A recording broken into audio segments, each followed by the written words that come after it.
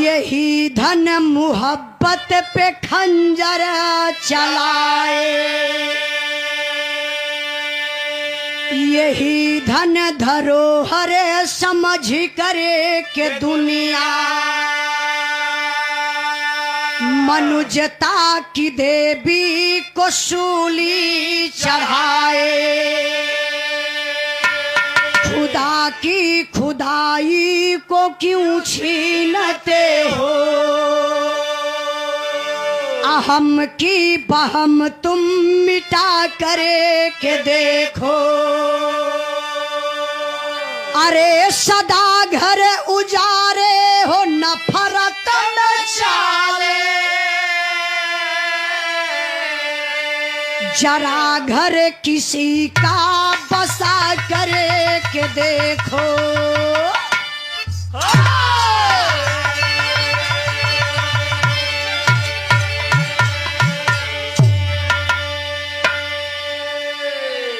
गौर करे बाबू, आज लोग कहेला कि जमाना जरत बा। भैया भैया हाँ जल्दी रहे ई वाला ना, अरे हम समझत हई। देखा जेके भाई के भाई ई शंका रहे उजाय के मिटा सकेला। वाह, एकर मतलब का होला? वो लोग समझत हम। हाँ ऐसे बड़ी शंका में मत पड़ जाइए ना तो काम गड़बड़ा जाई, तो बिरहा बिगड़ जाई। आई ध्यान दे बाबू, आप लोग कहेला कि जमाना जरत बा, लेकिन हम बताइला कि जमाना नहीं खे जरता। अरे हवा उहे बा, आकाश उहे, पाताल उहे, पानी उहे, आग उहे, जमाना कहाँ जरत बा। इस जमाने के लोग जल रहे हैं। इंसान से इंसान जले लगल, पड़ोसी के काहे बढ़िया मकान बन गल, हमके देख ना जाई, हमके नफरत बा। हम सोचब कि वो पड़ोसी का मकान बुलडोजर बलवाई के ओके तोड़वाई दे, गिरवा दे, काहे भाई। जरा सोचिए बिरहा के सुनने वाले भैया बाबू, जलिए मत, बराबरी करिए। अगर आप बराबरी करेंगे तो पड़ोसी 1 तल्ला मकान बनौले बा तो तोरे 3 तल्ला मकान बन जाई। अगर जलेंगे तो उदाहरण के तौर पर देख ला, एक मोमबत्ती जलावा, एक मोमबत्ती एक दूसरे के प्रकाश करेले, अपने अंधेरा में रहेले, और जलत जलत जल जले। सेम इंसान पर वह बात बा, अगर आप किसी को देखकर जलते हैं तो आप जलकर खत्म हो जाएंगे। इसी भाव पर हमारे गुरुजी माननीय प्यारे लाल कबीर जी बड़ी बढ़िया लाइन लिखलन का।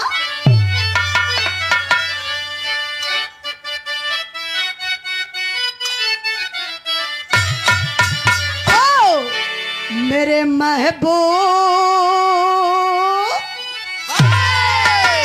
मेरे महबूब मेरे साथ बड़ा चाल किया,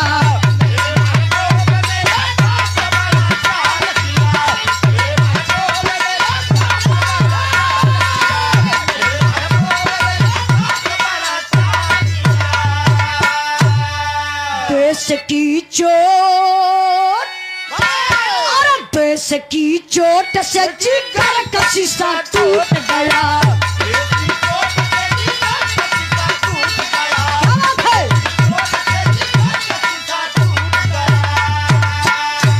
बचा था जो कुछ, अरे बचा था जो कुछ तेरे जहां में लूट गया।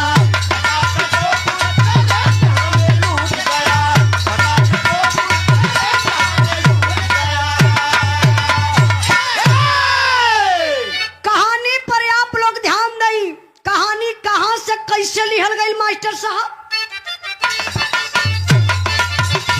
ओहो,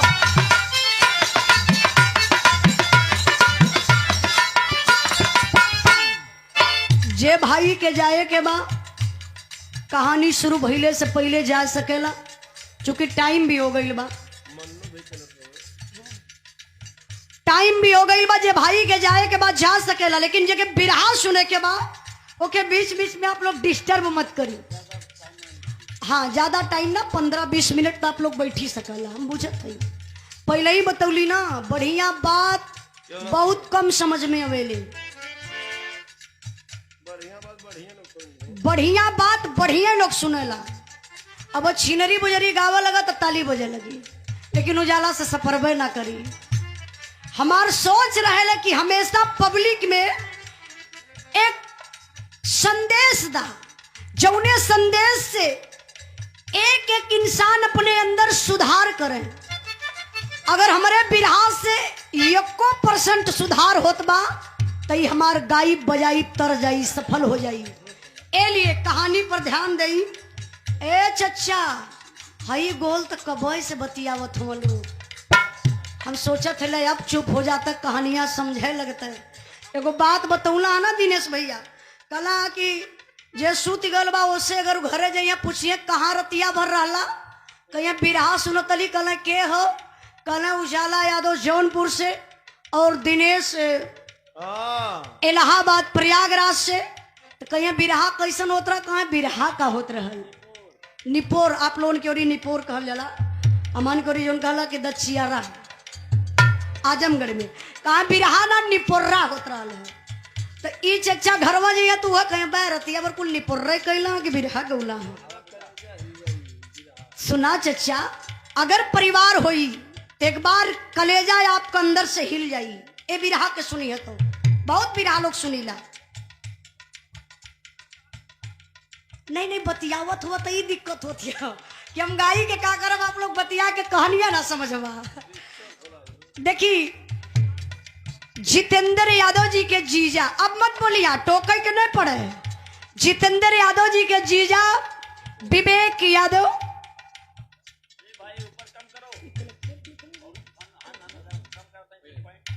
एक ठे हमके दिया भैया तो पहले बस बस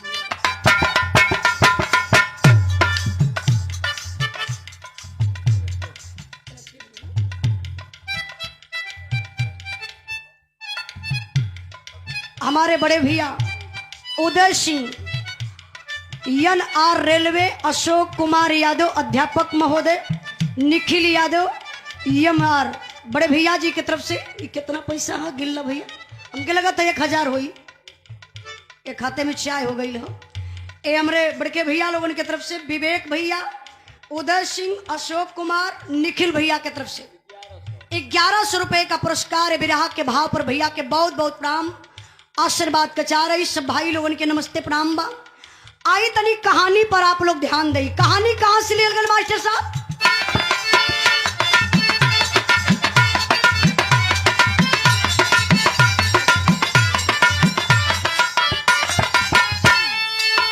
किसी की खुशहाली किसी का जिगर चोट करे, किसी की खुशहाली किसी का जिगर चोट करे, स्वार्थ की भावना मानवता पर विस्फोट भरे।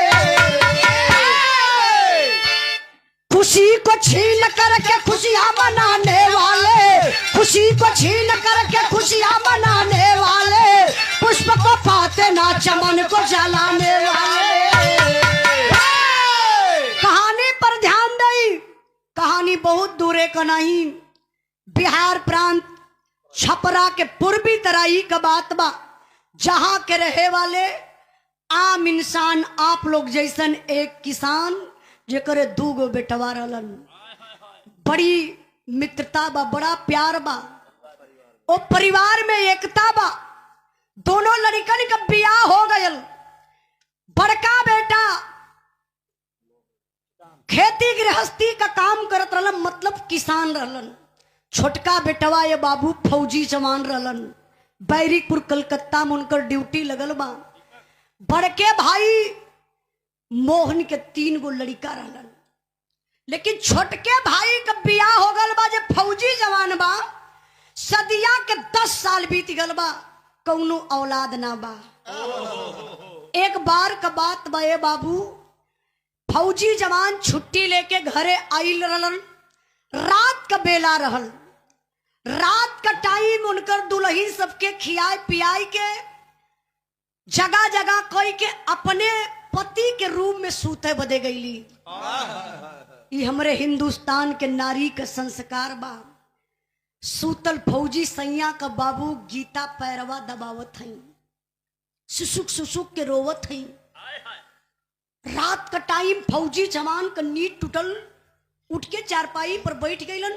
घड़ी में देखल 11 बजत बा, रात बा। अपने दुल्हनिया से पूछे लगल, कहना गीता ये रात 11 बज रहा, पता है कुछ? अरे तुम्हारे आंख में आंसू, क्यों रो रही हो, क्या हुआ बताओ? भैया कुछ कहला है का, कि भौजी कुछ कहली, या टोला परोसा कोई कुछ कहले बा का? गीता के दर्द बा, रोई के बाबू बतावत थई। का बतौली मास्टर साहब?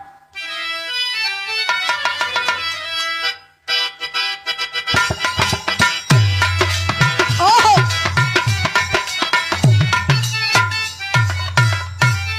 इहे कहत बड़ी का, माहुर लिया देता हमारा के खियाई देता,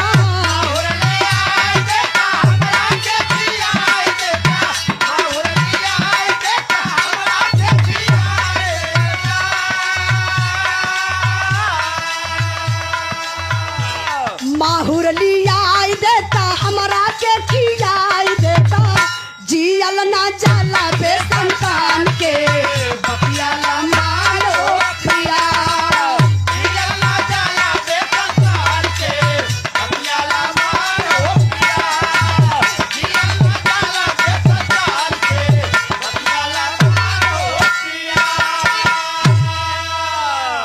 गीता ये कहती कि पति देव जिंदगी से मन उबिया गइल बा, लिया के जहर दे देता, हम खाई के मर जाती।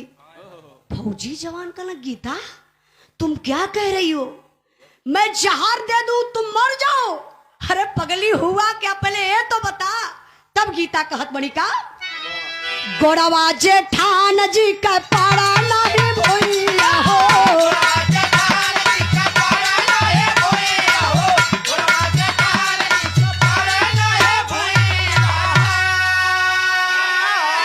हमारा खातिर मुंह लिहला अखिया गोसाइया हो,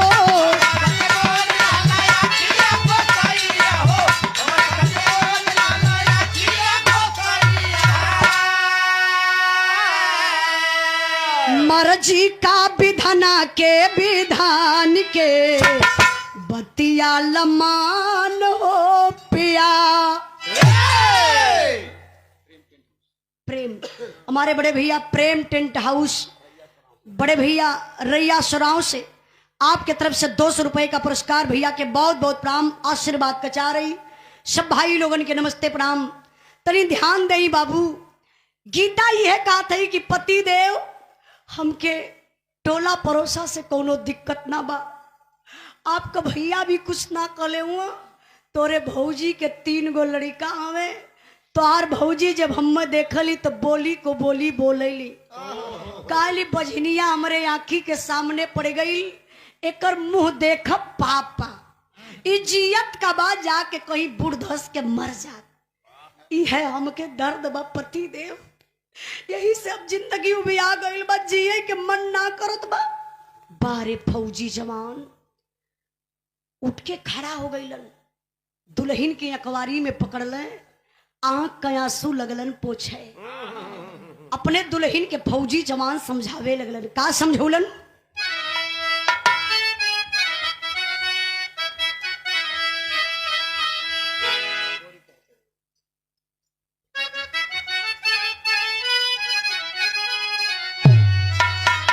अरे गीता दुल्हनिया क्या फौज समझावल, अरे गीता दुल्हनिया क्या फौज समझावल, पार करिए हम हन के बुढ़ैया गोरी हो, तीनों भैया के दुल्हा।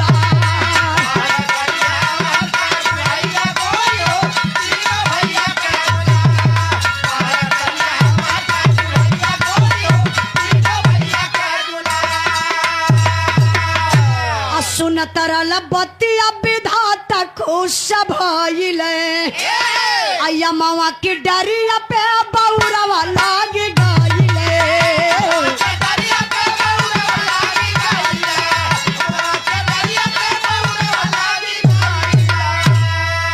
अरे पड़ी जब या धजल में नेवरिया गोरी हो, तब गोसैया करी है पार। फौजी जवान अपने दुल्हन के समझावत हवा, अगर कहू दूसर रहत तो ये तनी बतिया सुन लेत कि भौजाई ताना मारत बा, जाय के रतिये का 4 तमाचा देत भौजाई के। लेकिन मैं सलाम करती हूँ, प्रणाम करती हूँ देश के फौजी सोहन को, जो अपने दुल्हन को समझाने लगे। कहना कि अरे पगली गीता, हमरे लइका ना हो तका, अरे भगवान का बगिया बा, मालिक का मर्जी बा, अरे मालिक दी है तो होई बच्चा, और ना होई तो फिर का दुख बा। हमरे लइका ना हवा तो का, ही भैया के 3 गो लड़का हवा ना, यही भैया के 3 लड़कवन के अपन लड़का मान ला, यही भैया के 3 लड़कन के सेवा सत्कार करा। यह भैया का 3 लड़का हमहन के बुढ़ैया पे कामे आई है। यह सब बात बतियाए के बाबू दोनों प्राणी सुतल हुए। वाह बारे दुनिया के मालिक, कहल जाला कि संतोष का डार मेवा फरेले। ये तनाव फौजी जवान संतोष कर गईलन कि वही अइला में गीता के गर्भ रह गए। बड़ी खुशी की बात, 10 साल के बाद गीता के गर्भ रह गल। धीरे धीरे 3 महीना बीतल।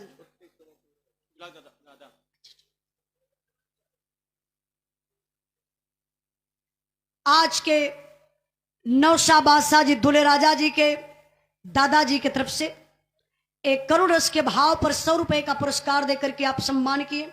आपके चरणों में बहुत बहुत प्राण आशीर्वाद ऐसे बनल रहे। बस आप लोग शांति बनौले रही। बाबू बतौली कि पूरा बिरहा सुनिए तो एक बार अंदर से कलेजा आप लोगों का कांप उठी। देखी फौजी जवान धीरे धीरे 3 महीना बीतल। और जब 3 महीना बीतल तो फौजी जवान सोहन के छुट्टी का डेट पूरा हो गई। अब फौजी जवान अपने ड्यूटी पर जात हो। यार 3रा महीना लगल बा। रोड पर गई, कैसे आप लोगों के बगल में रोड हो, ऐसे रोडवा पे गई फौजी जवान बस का इंतजार करत हो। अब वही 10 मिनट टाइम बा बस यवई में। इतने में फौजी जवान अपने परिवार के समझावत हो। का समझावत हो मास्टर साहब?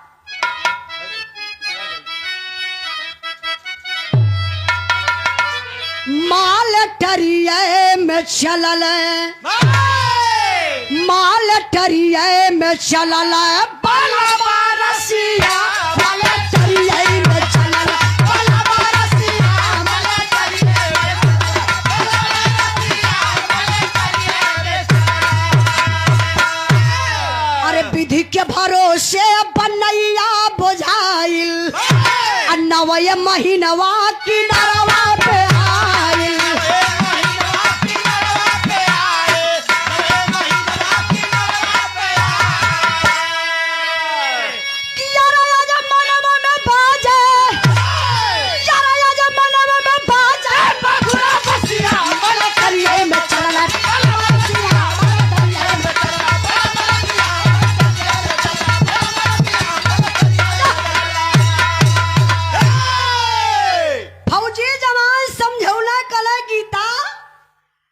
गर्भवाना भगवान पत्थरे पर दूब उगौले हुए, एक के संभाल के रखिया।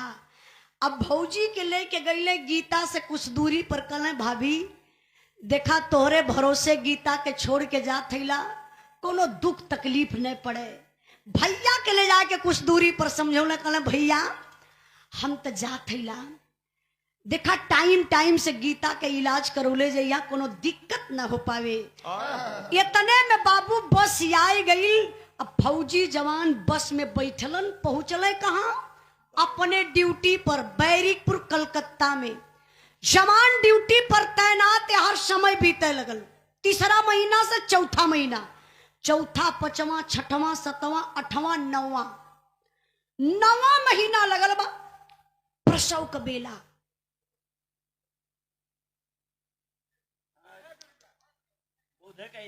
कभी कभी बड़ा तकलीफ होला, वाला हिसाब होता का? बहुत तकलीफ होला दादा। देखा हाँ अगर बतिया ही के हो जानत है चच्चा बात का होला। कोई भी कलाकार जब यहाँ खड़ा होई, वहां बात होई तो कलाकार का माइंड भाग भाग हो ही जाए। और नहीं तो विश्वास न हो तो खाली आई कहीं खड़ा हो के खाली एक बार निहारा सबके कवर ना उजलवा सही कहत रहा है। बिरहा जमाई बिरहा खड़ा करब सबके बस का बात ना हो, बड़ी मेहनत और बड़ी रियाज मांगे ले बिरहा। खाली बस हम धन दौलत रुपया पैसा में शांति मांगत हई। खाली ध्यान से सुना कि परिवार में आखिर रहाई के कैसे चाहिए। ए बिरहा से एक मैसेज मिली आप लोगों के, जब सुनबो ने करबा तो का समझ में आई, नहीं तो कहा तो कुछ हर बार से अवाट बवाट बतिया के गाय नहीं। ध्यान दई बिरहवा कहाँ पहुंचल लिया।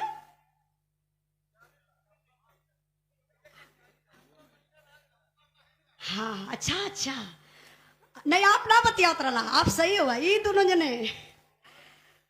ध्यान दई 9वां महीना लगल बा, वाह फौजी जवान ड्यूटी पर यार, दुल्हनिया के 9वां महीना लगल बा। अब भयल का, अब वो गीता के जेठान उर्मिला के विस्माद पैदा हो गल, वाह ओके ईर्ष्या होखे लगल, जलन होखे लगल, जो घर घर का लीला बा। अच्छा ओके जलन का होत बा जेठान के, कहलस कहो 10 साल के बाद गीतवा के लड़का होखे वाला बा, चाहे बिटिया होई चाहे बेटवा, ई आधा हिस्सा बटवा ले। ई हमार तीनों लड़कवा का करी है। अभी है सोच के बाबू वो अवस्था में गीता के पेट में दर्द होत बा, डिलीवरी होखे वाला बा, हल्का हल्का ब्लड भी चलत बा। तबले भैया हो झगड़ा कई के जेठान उर्मिला नैहरे चली गई। फोन कई के अपने पति मोहन के बुला ललस, लगल मोहन के डांटे, कलश कहो तो रखिया फूटल बा के लौकात बा। मोहन कहले कि उर्मिला भयल का ये बतावा, गीतवा के 10 साल के बाद बच्चा पैदा होखे वाला बा, चाहे बिटिया होई चाहे बेटवा, आधा हिस्सा बटवा ले। हाई तो हर तीनों लड़कवा का करी है, राखी माटी चाट के जीवन बीतई है। मोहन कले रे पगली, हमार छोट भाई सोहन बा, भगवान के घर से आधा हिस्सा ओकर बा, आधा हमार बना। कल सुना बड़का भाई भयो वाला भयल हुआ, जिंदगी भर खेते में हम खटली, खाली सोहन सीमा से रुपये न भेजवावला। अब भैया इनकर माइंड लगल फेर हम बताइला, मर्द लोगन के कौनो कमजोर नस होले दादा, जौने मर्दे का मेहरारू कमजोर की नस पकड़ लहलस, वो है मर्दे की जिंदगी चौपट। हाँ जहर घुमाई वहरे घुमबा, जवन कही वह करबा। वो नसिया होले कहाँ, वो सब जाना था, अपने अपने मेहरारू से नस बचौले रहिया। अब अर्दन तो है पकड़ ले, इत नस पकड़ ललस। कला सुना, जवन भाई भयो वाला भयल हुआ ना, अगर गीतवा के जिंदा बच्चा पैदा हो जाई, यही नैहरे में बिताए दे, तोहरे घरे मुंह दिखावे ना आई। अब मोहन का विचार बदल गए, कहला तू सही है, कहा तू यही जा रहा, हम चलत थैला घरे कौनो उपाय बनाई। यही है पैसा दिल दिमाग, यही है पैसा दिल दिमाग, न्याय धर्म को चूर करे, देकर के मोहब्बत की फांसी भाई भाई को दूर करे। प्रसव की बेला में गीता वसीला नर्स के पास गई, हो गई भर्ती बिना पति के, गीता वहां उदास हुई। मिला मोहन नर्स सजाकर, मिला मोहन नर्स सजाकर, मैडम जरा सा रहम करो, 25,000 रुपया दूंगा, बच्चे को गर्भ में खत्म करो। पैसे के चलते एक नारी का सपना मिटा दिया, गीता से बोली मरी थी बच्ची, बच्ची को मैंने हटा दिया। ध्यान दीजिएगा बाबू, मोहन अइले अपने ससुरारी से, घर में देखल ताला मारल हो, पड़ोसी में पूछल कोई गीता के देखला है, जे देखले रहल बता दलस कि गीता के पेट में दर्द होत रहल है, गीता अकेले हॉस्पिटल गईली है। मोहन तुरंत गाड़ी स्टार्ट कैलन, पहुंच गए हॉस्पिटले। हॉस्पिटल गईले मोहन तो शीला नर्स के पास गए, ना कि गीता के पास। नर्स से जाकर madam excuse me please 2 minute का वक्त चाहिए, क्या 2 मिनट है आपके पास? नर्स बोली हाँ सर बोलिए क्या बात है। कहे सर मैडम जो गीता नाम की औरत भर्ती है, जो डिलीवरी केस है, तो नर्स बोली अरे अरे सर आप टेंशन मत लीजिए, नॉर्मल बच्चा पैदा होगा, थोड़ा वक्त लगेगा, टेंशन मत लीजिए, आप बैठिए। मोहन कहला मैडम यही तो टेंशन है। नर्स बोली मतलब? कहले वो हमारी भयो है, किसी को पता ना चले। मैडम मैं आपको 25,000 रुपया अभी तत्काल दे रहा हूं, एक काम करिए मैडम प्लीज उस बच्चे को गर्भ में खत्म कर दीजिए। अब नर्स आ गई पैसे के लालच में, 25,000 लालच, एक इंजेक्शन लगौलस, बेहोश होके गए। गीता बेचारी बेहोश हो गई, अर्ध चेतना में गीता के बच्चा पैदा हो गल। और जब बच्चा पैदा हो गल तो धीरे धीरे समय बीतल, जब गीता के होश भयल तो देखत ही बचवा हमार बा कहाँ, आखिर बच्चा बगल में हईबे ना करे। शीला नर्स के बोलौली, कहली मैडम जरा मेरे बच्चा को दिखाइए, मेरा बच्चा कहाँ है। और वो नर्स का देखा इमोशनल अत्याचार करे लगल पपिनिया। कहला अरे गीता मैं क्या बताऊं, बेटी पैदा हुई थी, मर गई थी, मैंने सोचा तुम अकेली हो परेशान हो जाओगी, मैंने उसको ले जाकर के फेंक दिया। अरे बाप रे बप्पा, जिके 10 साल के बाद भगवान बच्चा धले, औलाद धले, और बेचारी वो बच्चा का मुंह ना देख पौलस, ओकरा दिल पर गुजरी का। वो अवस्था में गीता बेचारी चारपाई से उतर के बाबू, गीता शीला नर्स के पैर पे गिर के लगली रोवे।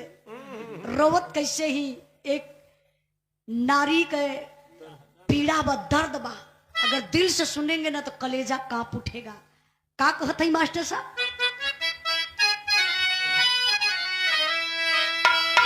देहल जनमना खेलावाले के भागे भाईल, अरे जहरा का सोया लगाई दे तू बहिनी। वाह, हमके पड़ला बाकी सैया के पड़ला लाल, अरे हमके मुआला के दिखाई दे तू बहिनी। मुहावा के चुमी ले, कोरा में खिलाई ले, अरे भाई जी के हमारा बोला भाई दे तू बहिनी, भाई जी के हमारा बोला भाई दे तू बहिनी, भाई जी के हमारा बोला भाई दे तू बहिनी।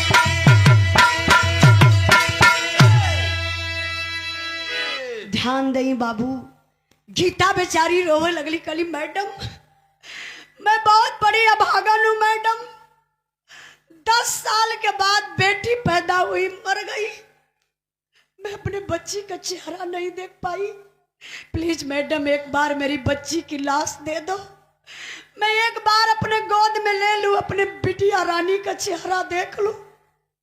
और रानी मुझे पड़ी थी कि मेरे पति देव को चेहरा पड़ा था। इतने में गुस्सा में आ गई नर्स, बोली गीता क्या नाटक बना रही है? अरे मैंने एक बार बोल दिया ना, बेटी पैदा हुई थी, मर गई थी, उसको मैंने फेंक दिया, क्या करोगी लाश लेकर के? चिल्ला रही हो, बोलो क्या करोगी? कहली मैडम बस मैं चेहरा देखना चाहती हूँ कि मेरी बिटिया किसको पड़ी थी। फिर गुस्सा में आ गई नर्स, बोली सुन हॉस्पिटल में रहना है, इलाज करवाना है, अगर इलाज करवाना तो करवा ले गीता, नहीं तो वरना मेरे हॉस्पिटल से निकल जा, तेरे लिए हॉस्पिटल में जगह नहीं है, सारे पेशेंट परेशान हो जा रहे हैं तुमको देख करके। अब तो गीता है और टूट गई। गीता काली मैडम मैं चली जाऊंगी, मेरे भाई जी को बुलवा दीजिए। भाई जी कौन? अपने जेठ के कहली, संदेशा भेजवाई के नर्स बाबू मोहन के बुलाए ललस। और जब मोहन अइलन तो देखा करत कहूँ मास्टर साहब,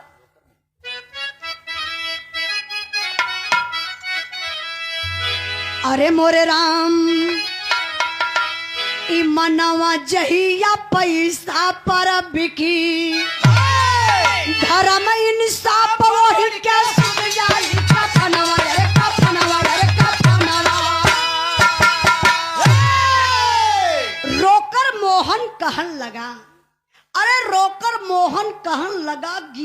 मन में करो सबर, मालिक को मंजूर न था, जल्द चलो अब अपने घर।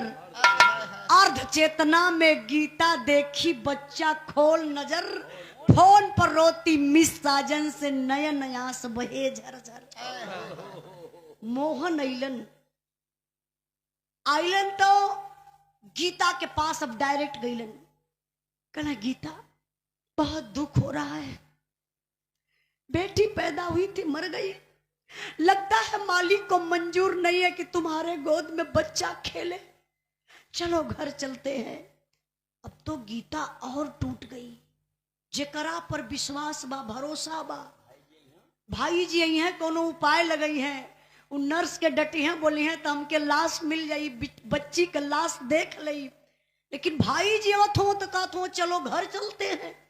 गीता कहली भाई जी कौन मुहवा लेके घर में जाई, आज लोग बाजिन बाजिन कहलाए, आज के बाद से हमके लोग पापिन कही, आप जा, हमार बिटिया मर गई तो हम यार कहीं आत्महत्या कई ले।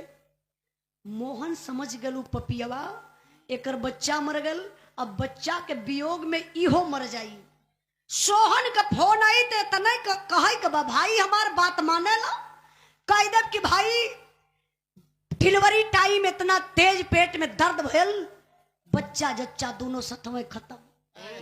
यह सोचत बाबू मोहन गाड़ी स्टार्ट कैलन, अब घर के तरफ चलत हुआ।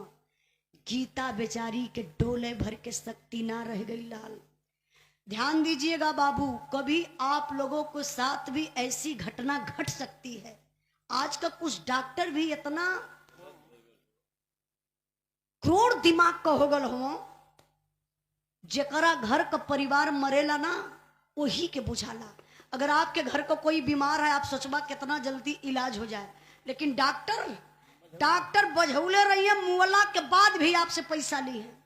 हमरे ये चचा के बगल के चचा रहलन, हॉस्पिटल में भर्ती हो गल, मरले उनके 3 दिन हो गल, और 3 दिन तक वो वेंटिलेटर पर रखले रहलन, देखावत हो कि सांस आवत जात हो, अब पैसा लूटे के मल्ले।